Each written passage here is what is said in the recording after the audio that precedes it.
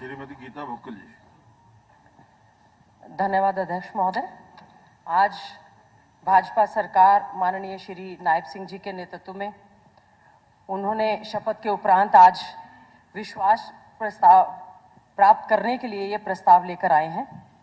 अध्यक्ष महोदय, हमें याद है जस्ट अभी हुआ हमारा बजट सत्र, जिसमें विपक्ष सरकार के खिलाफ अविश्वास प्रस्ताव लेकर आया था और सभी ने बहुत मजाक उड़ाया था कि अविश्वास प्रस्ताव लाने की क्या आवश्यकता पड़ गई। इसलिए पड़ गई थी कि ना सरकार की कोई नीति थी, ना नीयत थी, ना कोई कार्य थे, सारा वर्ग दुखी थे। और आज हम आपसे पूछना चाहते हैं कि हम अविश्वास प्रस्ताव लाए तो हमारा सत्ता पक्ष के लोगों ने मखौल उड़ाने का काम किया और 15-20 दिन के अंदर अंदर ही सत्ता पक्ष को आज विश्वास प्राप्त करने के लिए, क्योंकि अभी नायब सिंह जी ने मुख्यमंत्री के तौर पर शपथ ली है, हम उनको बहुत बहुत बधाई शुभकामनाएं देना चाहते हैं। कोड ऑफ कंडक्ट लगने वाला है और आज वो विश्वास प्राप्त जब कर लेंगे उसके बाद वो पूर्ण रूप से मुख्यमंत्री के पद पर सुशोभित होंगे। कांटों भरा ताज है, हमारी शुभकामनाएं हैं। जैसे ही आपकी शपथ हुई है, आचार संहिता लगने वाली है, लोकसभा का चुनाव आने वाला है, उसके बाद विधानसभा के चुनाव आएंगे। उससे पहले भी पोस्ट अलायंस हमने इसी सदन में देखा, जब चुनाव के समय आए थे बीजेपी ने 75 पार का नारा दिया था और बीजेपी सिमट कर रह गई थी। और एक ऐसी जेजेपी के लोग जिन्होंने बीजेपी को हर मैदान में, हर फील्ड में गालियां देने का काम किया, पोस्ट अलायंस करते हुए उन्होंने सरकार को समर्थन देकर केवल मात्र राजनीतिक लाभ के लिए एक समर्थन दिया। अध्यक्ष महोदय, इसी सदन में हमने ये सुना कि बीजेपी और जेजेपी सरकार जो है बनकर एक कॉमन मिनिमम प्रोग्राम तय करेंगे। आज तक भी उसकी एक मीटिंग नहीं हुई। अनिल विज जी को उसका अध्यक्ष बनाया गया। विज साहब तो आपकी ये जो मंत्रिमंडल का गठन हुआ है इसमें भी वो इसका बायकॉट करके चले गए।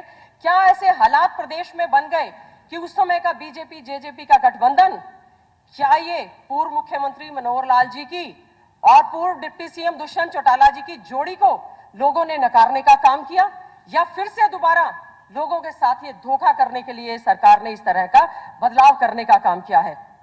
अध्यक्ष महोदय, क्योंकि पिछली जो सरकार या मंत्रिमंडल था उसने अपने राजधर्म का पालन नहीं किया।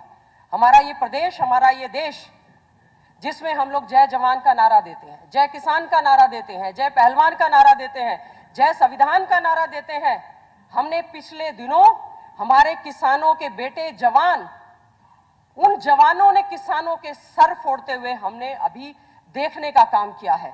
बॉर्डर्स पर कीलें लगा दी गई, आंसू गैस के एक्सपायर्ड गोले डाल दिए गए, किसानों की हत्या हुई। पिछले आंदोलन में भी हमारे 700 से ज्यादा किसान शहीद हुए थे और हम इसी सदन में अविश्वास लेकर आए थे इस सरकार के खिलाफ।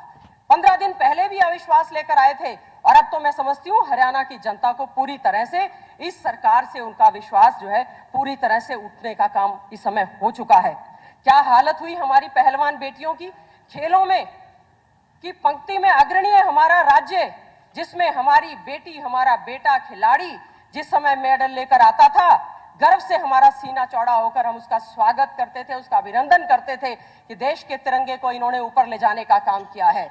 वही बेटियां यौन शोषण के अपराध से लिप्त लोगों के लिए न्याय की मांग करती रहीं, लेकिन सरकार की कान पर जूं नहीं रहेंगी। और अगर किसी ने उनके खड़े होकर मदद करने का काम किया, कांग्रेस ने और चौधरी भूपेंद्र सिंह हुड्डा जी ने, हमने उनकी दुख दर्द को जानने का कोशिश किया। अध्यक्ष महोदय, ये वही सदन है जिसमें बहन बेटियों की इज्जत आबरू की आवाज उठाना गुनाह हो गया। मैं यही पूछना चाहती हूं, आज हमारा युवा दुखी है। अध्यक्ष महोदय, हमारा युवा जो इल्लीगल तरीके से आज प्रदेश और देश को छोड़कर जाने का काम कर रहा है, आप ये श्वेत पत्र सदन में जरूर रखें कि हमारे प्रदेश में कितने गांव, कितने शहर हैं जिनके बच्चे ड्रेन हो रहा है, डंकी के माध्यम से दूसरे राज्यों में जा रहे हैं। ऊपर से कुल्हाड़ा सरकार चला रही है, पक्की नौकरी देने की बजाय कौशल निगम के तहत उनको कच्ची नौकरी न केवल प्रदेश में बल्कि विदेश में भेज रही है, जहां पर युद्ध जैसी स्थिति बनी हुई है। तो मैं समझती हूँ ये सरकार पूरी तरह से इस समय जो है विश्वास पूरी तरह से खो चुकी है। अभी बात हुई युवाओं के लिए कि हम पक्के रोजगार देंगे, 2 लाख रोजगार की देने की बात बीजेपी की सरकार ने कही थी। बताएं कितने रोजगार दिए लोगों को? बाहर का रास्ता, कौशल निगम के तहत, सक्षम के तहत कच्ची नौकरियां देने का काम किया। हम उम्मीद करते हैं आने वाले समय में हमारे नवनियुक्त जो हमारे प्रदेश के मुख्यमंत्री हैं वो युवाओं के इस दर्द को समझने का काम करेंगे। शेड्यूल कास्ट बैकवर्ड क्लास को उसमें रिजर्वेशन नहीं मिला, उनका साजिश के तहत उनके जो है आरक्षण को खत्म करने का काम किया। हमें याद है हमारे कर्मचारी जो इस समय धक्के खा रहे हैं ओल्ड पेंशन स्कीम को लेकर, उन्होंने बार बार कहा, उन्होंने ये कहा है ये सत्ता परिवर्तन के लिए बहुत जरूरी है, क्योंकि हमने राजस्थान में या जहां जहां कांग्रेस की सरकारें थी हमने ओल्ड पेंशन स्कीम देने का काम किया, कर्मचारियों का भला करने का काम किया, लेकिन इस सरकार ने उनके ऊपर भी लाठी चार्ज करने का काम किया, उनके हकों पर ध्यान देने का नहीं काम किया। जब हम ये अविश्वास प्रस्ताव लेकर आए थे, कहना चाहूंगी हमारे प्रदेश के शिक्षा मंत्री बैठे हैं, प्रदेश के पूर्व मुख्यमंत्री जी को हमने कहा हमारा शेड्यूल कास्ट गरीब का बच्चा सरकारी स्कूलों में पढ़ता है, आपने सरकारी स्कूलों पर ताले लगाने का काम किया और दारू बिकती हुई हमने उन स्कूलों में हमने देखी है। जो स्कूल बंद हो गए, जो बच्चे दाखिला नहीं ले रहे, जिनको स्कॉलरशिप नहीं मिल रही, उनकी जो है क्या भविष्य इस समय होगा। आज हमारा मनरेगा के हमारे जो है वो लोग धक्के इस समय खा रहे हैं। मैं जरूर कहना चाहूंगी कि आज सरकार जो है ये विश्वास प्रस्ताव लेकर आई है। स्वास्थ्य सुविधाओं की धज्जियां पूरी तरह से उड़ रही हैं, शिक्षा के क्षेत्र में ना टीचर हैं। रोड्स की बात कर रहे थे, हमने तो इस विधानसभा के सत्र में सड़कों को फोटो वीडियो ला ला कर हम थक गए। आप कहते हैं सबका साथ, सबका विकास, सबका विश्वास, हमारे क्षेत्र की जनता ने पूरी तरह से आपके साथ विश्वास खोने का काम किया है, क्योंकि आपने वहां पर एक ईंट लगाने का काम नहीं किया। बता दें कौन से ऐसे काम किए हैं। हमने बार बार मांग की, स्वतंत्रता सेनानियों के पार्कों पर बीजेपी के लोगों ने कब्जा तक करने का काम किया।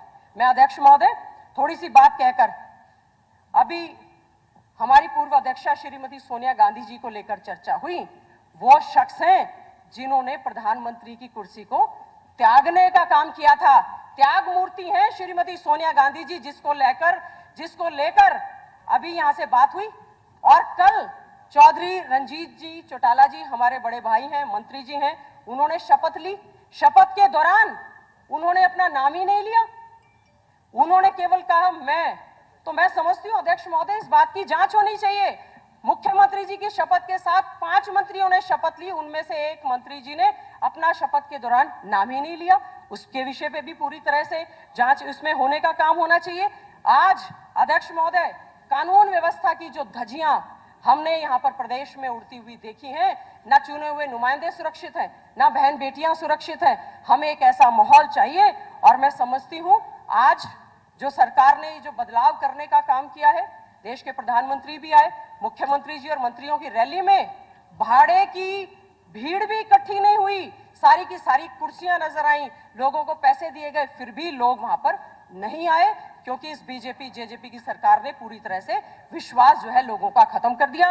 केवल अंत में मैं अपनी बात कहते हुए इस समय मैं चाहूंगी हमारे बहुत से साथी अपनी अंतरात्मा की आवाज को वो सुने, क्योंकि भ्रष्टाचार की जब हमने बात कही सरकार ने उसका जवाब देने का काम नहीं किया। आज अंतरात्मा की आवाज से सुने कि प्रदेश में आने वाले लोकसभा के चुनाव में, आने वाले विधानसभा के चुनाव में इस तरह से केवल कुर्सियां बदलने से बात नहीं होगी। सत्ता परिवर्तन की लहर पूरी तरह से आज जो है प्रदेश में उठ चुकी है। हम यही उम्मीद करेंगे कि अंतरात्मा की आवाज से ये वोटिंग हो और सीक्रेट बैलेट से ये वोटिंग हो। पता चल जाएगा कि ये जो गठबंधन पहले भी राजनीतिक लाभ के लिए लिया गया था, क्या ये गठबंधन से छुटकारा भी किसी राजनीतिक लाभ के लिए ये किया जा रहा है, और इस तरह से छुटकारा पाया जा रहा है। इन्हीं शब्दों के साथ अध्यक्ष महोदय इस विश्वास प्रस्ताव पर आपने मुझे बोलने का जो मौका दिया, मैं उम्मीद करूंगी प्रदेश के नवनियुक्त मुख्यमंत्री जी भलाई के कार्य करने का प्रयास करेंगे, अच्छे काम करेंगे, हमारा समर्थन होगा।